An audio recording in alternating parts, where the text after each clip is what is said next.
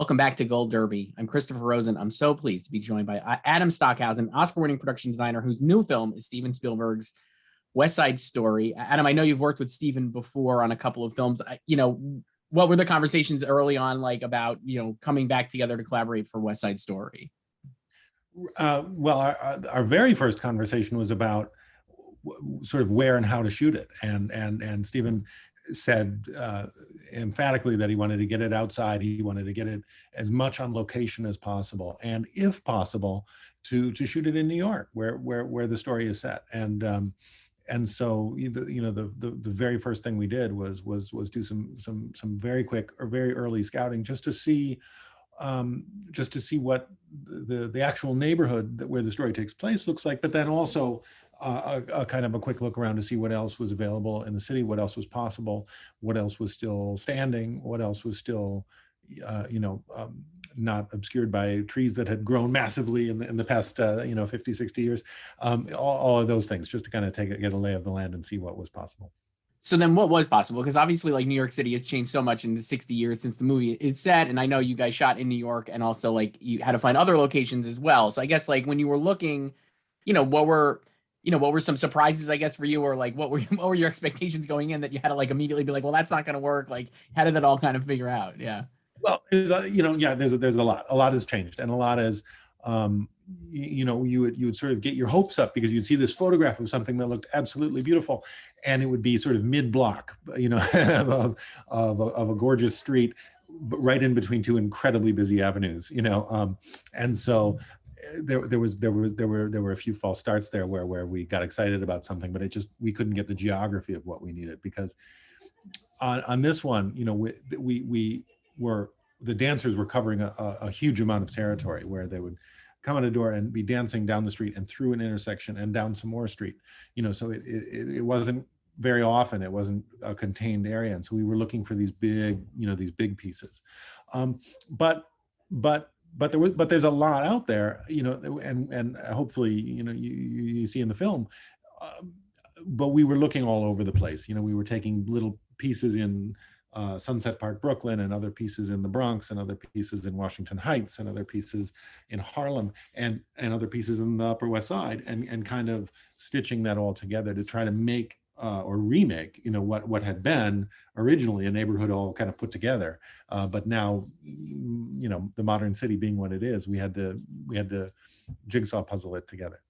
I want to just start a couple of locations. You have the opening of the movie, I think, is just incredible. You have like, obviously it's like in the ruins of the neighborhood and like the rebuilding of like what will become like Alice Tully Hall and Lincoln Center and all these different things. I think it's so evocative, and you don't think of maybe an urban, I don't know, it felt like it looks like a bombed out city, basically, right? Like you would see something in like either like, after post World War II or whatever it is, but it's just an incredibly evocative location. I think you get immediately, what the Jets have certainly lost and what the Sharks are about to lose just from the set and the production design and location on its own, right? Like you just open up and you're like, okay, I get this. I guess, can you talk about like getting that just right, and maybe not like, the thing I was so impressed by again is it's like, it feels very realistic and not overdone, I guess would be the thing, right? Like I feel like you could have done it in a lot of different ways. I guess, can you talk a little about like, how you approach that and how you were able to kind of recreate that? Well, it's hard to get your head around like how vast an area we're talking about here. I mean, think about Columbus Circle all the way over to the Hudson River. It's a lot of, it's big. It is a very expansive area, and that was the neighborhood where this redevelopment was planned and carried out. And so that became the core of it. And I think what you just described, it's really important to talk about what is being fought for here, and to say none of them can have the territory. The territory is gone. It's already gone, and at the moment that the story starts, it's only physically, the wrecking balls are approaching, and most of it's gone, but the drugstore is still standing, but it's right on the edge. But that's a way of making that visceral, of making that grab you, in the first frame. And so then practically to sort of find that, we were looking, we knew that wanted to be a big build and a big backlot set basically. And so then the conversation becomes, should we go to an actual backlot? Should we go should we go to a movie studio and make this thing and have blue screens all around it, or green screens, and then insert ourselves into the city. And we thought, again, given the sort of first directive from Steven to say, get us outside, get us on the streets, we said, okay, let's look and try to find a building site where we can do all of our work and make this huge backlot set, but we'll do it within the context of streets that become our neighborhood. And we found that in Paterson, New Jersey. We found these parking lots with a street running right through the middle of them. And we took both of them over, made this huge backlot set. And it ran right into this street that's a really nice period street. And so we took the building right on the edge of it, happened to have a defunct derelict storefront. We took that over, opened it back up, and built out the front half of the drugstore in there, so that it was all practical and all contained. And it just sort of it just gave something, especially for the both, I would say, both the opening when the jets are coming up out of the ground, we really dug that in. That was all real. They're actually coming out of a hole in the ground and sort of stomping away off into the city. To have that sort of continuous action was really exciting and really gave it some grounding. But then also at the end of the film, to have Chino and Tony circling each other and have Maria coming around the corner, all really there, was incredibly exciting. We were in a real place. Yeah, and I think you could tell that, from a viewing standpoint, that it certainly pays off to have it like in these real locations. And you mentioned like bring it outside. One thing I actually want to ask about the inside was for the big dance at the gym, and you have like the dance, like, there are like, obviously that's a key scene. How'd you come up? Like, it just looks like it's a great set, I feel like, and I love the gym, and it's obviously like such a memorable moment in the original film as well. I guess, yeah. Can you talk a little about like how you found that perfect setting, especially like the bleachers and stuff? It felt like, again, like the platonic ideal of maybe like what a high school gymnasium would look like, certainly at the period and at the time. And I guess, can you talk about, getting that right, even though obviously that was an inside, not an outside one, but yeah, I thought that was really impressive. I love that set. Oh, well, thank you. I mean, that one, I think I drove the locations team kind of crazy, because I had a definite image in my head of exactly what I wanted it to be, and essentially it was my high school gym, which I think we all kind of do a little bit.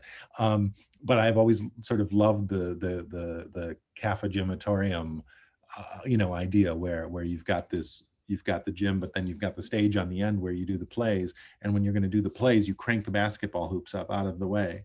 And definitely when I was in high school, I was one of the guys cranking the basketball hoops up out of the way. And so it stuck, and I was looking for exactly that.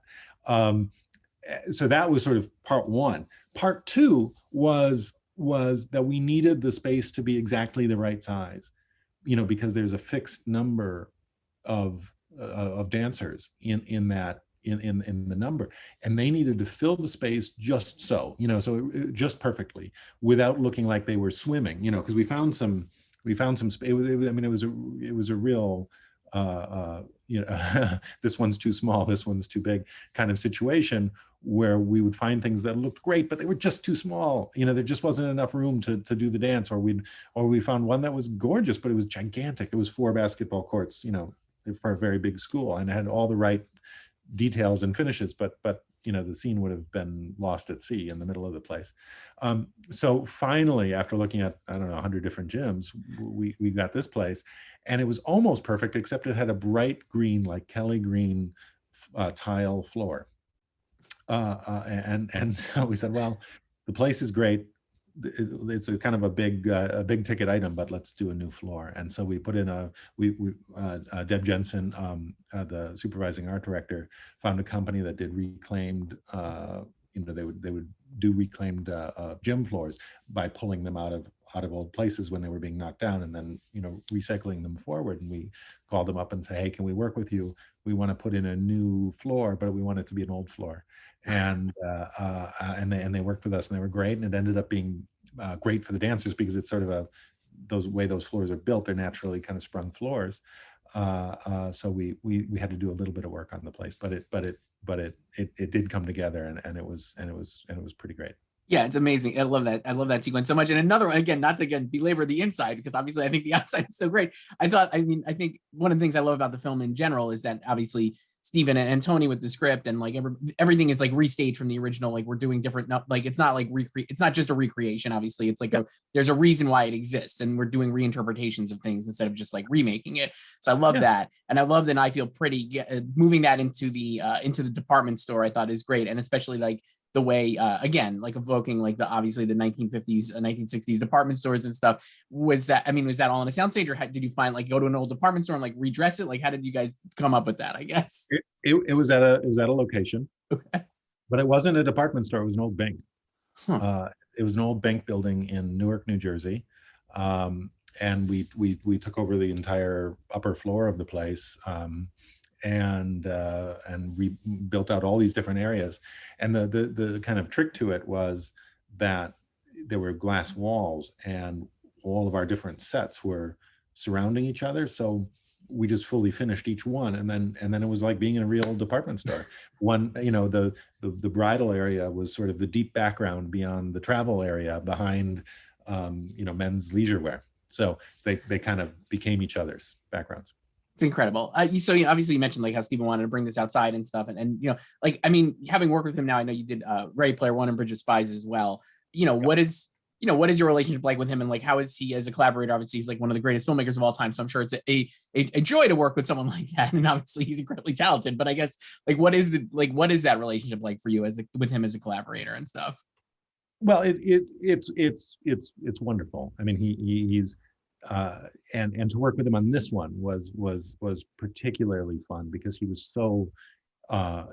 so excited about the dance and about how to film it, and so we'd be sketching the sets or out scouting locations, and he would be sending storyboards that he was working on about a new idea for a shot, and we'd modify what we were doing to fit it, and there was an incredible back and forth with that as he got more and more excited about how to, and hundreds of shots are flashing through my head now, from the fabric, the dyed fabric hanging in in Anita's apartment to the sweeping shot coming through the gym, and how we were going to do that and get the doors just right so that we could open up into the big reveal shot of the dance, but hundreds of shots.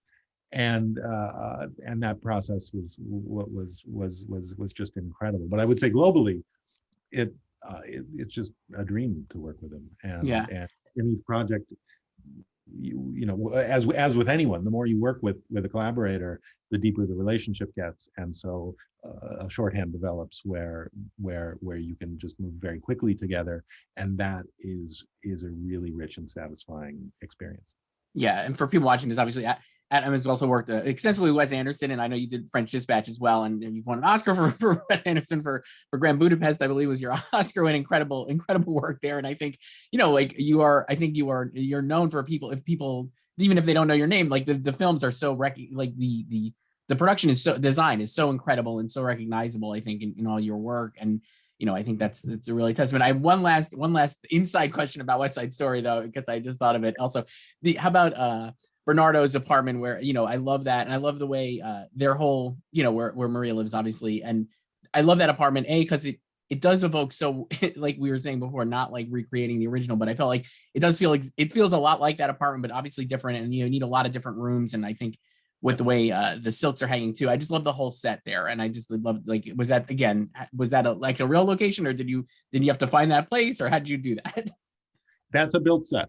So Okay. the inside of the apartment is all a built set, and thank you for saying that. And I love that one too, and I love the color, and just how sort of vivid everything is in that apartment. And it was so much fun to do. And I think Rena D'Angelo, the set decorator, did such a great job in that space, and the whole place is just breathing and alive. But we did now, but the alleyway outside is sort of half and half. We built the set like 2.5 stories up in the air, which is pretty unusual because it meant we had, it's harder to shoot things way up in the air, but we wanted to have a real connection to the outside, to the alley when they go out on the fire escape. And we had a real location alley as well. That was an entire city block long. But then we recreated the end of it, the last 100 feet or so of it, on stage to be actually outside the window of the apartment, so that we were never cheating, in and out of that window. That window is so key. That window and the fire escape balcony is so key in this story that we really wanted to be able to fluidly go in and out of the space way up in the air. Right. And we did. When you guys are doing that, I mean, how much are you working, like when you're building that kind of thing with like Giannis, and like to make sure the lighting is going to be like, how much of that collaboration takes place, I guess, when you're building like a set like that, and like, From day one. Yeah. Literally way before day one. We did we did this little camera test a year before shooting the film. And we were on a stage at Steiner Studios, and adjacent to that stage, there's this it is a stage there, but it's kind of a warehouse space. It's an old part of the old Brooklyn Navy Yard site that's used as part of Steiner Studios, but it's really tall. it's way taller than any of the actual purpose-built sound stages. And so we were doing our camera test next door, and so then with Janusz and with Steven, we went for a walk and looked at this empty space and said, the balcony scene, the fire escape scene, look up, look how much height we have to work with here. We could do the whole thing inside this space. And Steven loved the idea, and Janusz loved the idea. And so we were then off and running, talking about how the whole thing would be lit from day one. And it all kind of got built. It got built around that idea, really. It's great. And obviously, again, I think like it pays off when you see the movie, like all this attention to detail and stuff. And I think having like yourself and like obviously like Steven brings in the top craftsman in the industry basically for his films, it pays off, because like it's just a gorgeous experience, I think, to watch and for the viewer as well. Adam Stockhausen, production designer on West Side Story, and also French Dispatch. But we were talking about West Side Story here. Thank you so much, Adam. I really appreciate it. Thanks so much. Great to talk to you.